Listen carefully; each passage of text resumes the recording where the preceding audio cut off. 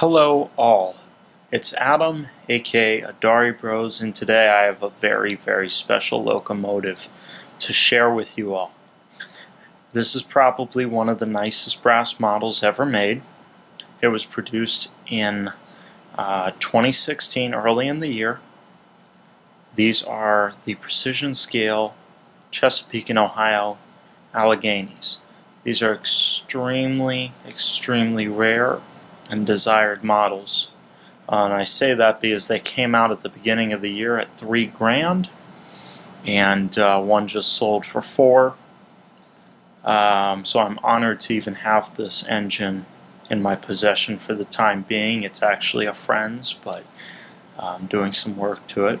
But I felt I should make a video and share it with you all. Something this special doesn't come around all that often. The Chesapeake and Ohio Alleghenies were designed to pull some of the longest trains and heaviest trains ever. These engines had 8,000 horsepower, which is incredible. One of the coolest parts of this engine is the front. These engines had just such a neat front end. They had dual cross-action compressors on the front with number boards above that, with a bell in the center of those number boards, below a headlight with the number plate under it, and then behind the number boards and the bell, a Worthington type SA feed water heater. I believe it's an SA. This is just incredible. You can also see the whistle behind it and the stack. You can see the beautiful sand line detailing and how they all are separate and flow down. One of the coolest things about these articulated engines is how the front set of drivers, the steam chest, how it would get the steam. It would come through these tubes that were flexible, and there is and this is all modeled, there is a tube that comes from back here sending steam down, and then it comes out up here and it splits into two. One goes to the left cylinder, one goes to the right cylinder, and that's how that front engine was powered. These engines, when starting, the rear set of drivers would actually start first, and then the second set, the front set, would start second. Which is really cool. This model actually, it doesn't fully model that. I do know models that have modeled that before, but it does have a slightly faster rear setup, which is prototypical, which is just awesome. This engine is truly remarkable. The sand domes, every one of these hatches opens up, and I'm going to carefully open up two of them for you. Inside doesn't reveal anything spectacular, but you shouldn't expect something in the inside a sand dome. If you want, go ahead and fill it up with sand, I guess, but just really cool. The air tanks on top of the engine next to the four, it looks like pop valves. One of those might not actually be a pop valve. And then there's a low water system behind that. This engine was as modern as it got. You can also see right here a turret cover. I know I've been talking about those turret covers, and we haven't actually seen one that opens up. So here we go. This one opens up inside, revealing the turret. I'll try to get a better view of that in just a second here. You can also see the steam siphons on the side. This was a later feature of the later Alleghenies. This would be the third order technically, but the fourth delivery of Alleghenies. They had 4 orders. This was the 1948 order, and that was a difference on this engine. Of course, you can see that famous 3-axle 6-wheel trailing truck. Of course, it is sprung. I'll push it down here with my handy-dandy screwdriver. Really neat. All the detail under the cab you can imagine. There's nothing missing. As we work our way back, we get to the tender.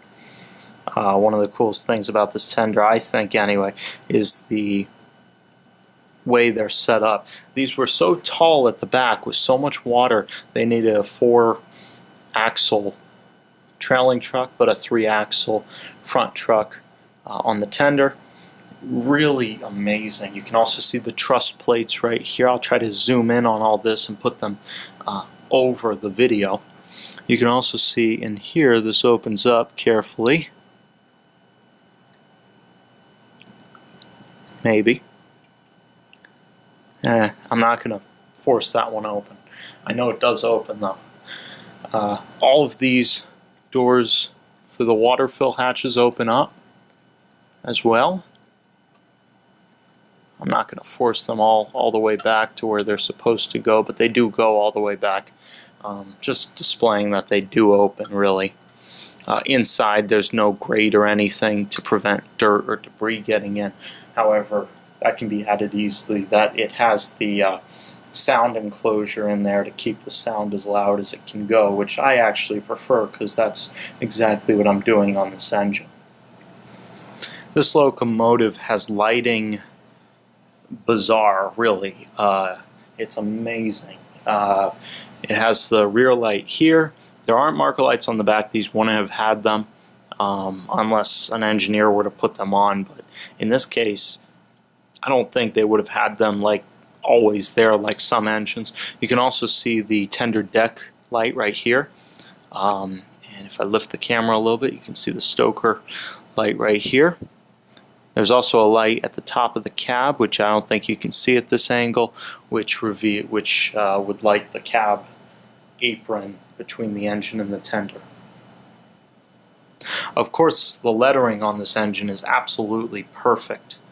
Everything is extremely crisp. It's correct. There have been Alleghenies done in brass in the past that haven't been fully correct. This is correct. You can also see the light under the cab right here. Look, right there, which would have helped when they get in the cab and such. You can see the cab curtains, and in the cab there is a red wood floor. I believe it's actually real wood, which is just really neat. So let's just keep rolling. On this particular model, I do not believe there really is any comparison to anything in plastic. The level of detail achieved by this model is truly remarkable. I wish I could name everything that's on this engine. One of my favorite things here is this the linkage here. You can see the tubes are actually movable. I love the crossheads, and you can see all the tubing under the engine. Up here you can even see that tube, that shaft's in the middle of the engine, which is just awesome. This is the detail under the cab, and you can just see how incredible this is. Everything is there, from the stoker to the water connections, everything. Up in the cab you can see that red wood floor, and you can see the grains in it. Hopefully, maybe. Something I don't normally talk about is the front of the tender, but on this model, I mean, just look at this. It's incredible. You can see the stoker detail and everything. You can see the kingpin that would hold the engine and the tender together. Truly remarkable. The only thing that I think will beat this model is the big boy that is coming out soon. And trust me, I'll be sure to have a video on that. You can see the full detail in the cab, the gauges, and you can even see the Johnson bar here, which is awesome. You can see the color, it's chromed. Under the cab roof there is conduit for all the wires. It's a full cab interior, nothing is missing here. This is truly beyond any model ever made in HO. This model represents the greatest leap in brass in probably 20 years. This thing is remarkable. Everything operates, everything moves the way it's supposed to. This, of course, needs extremely large radius. However, I'm not running this thing enough to care. It's something that you sit in your display case and you admire because it's beautiful. I can look at this thing all day. I really could. So I'm going to just run this thing for you here in a minute and see how it operates. I believe you guys will really like it. I had the engine in a display mode. There's a switch on the bottom of the engine which allows me to only operate the lights or whatnot. So I just turned that off, but while it's upside down I figured I'd show you guys the brake rigging. It is full brake rigging. You can see the full setup here. Open design. You can actually see each axle if you look directly straight down. There's brake rigging on the tender truck, on the trailing truck and the front truck. And boom rim precision gearboxes, 2 of them of course, full powered, just really remarkable. And you can see the blower lines on the bottom of the, or blow down valves on the bottom of the cylinders, which of course release water that's condensed in the cylinders. So really just amazing. Yeah, now it's time to run it. Alright, it's time to finally run this locomotive, the moment of truth. Now I'm going to tell you guys, I have been informed, I haven't actually run this thing yet, but I have been informed that the gearing on these runs extremely slow and normally very quiet, but apparently not always on the ultra quiet side. What I've been told is it's a very easy fix. It's just open it up and just move the main universal joint around a little bit. But I expected, of course, for the price that my friend paid for this to be perfect, but I'm not gonna complain about that right now. It's okay. Life goes on. I just appreciate this beautiful model, so I'm going to show it to you guys. It's time to run it.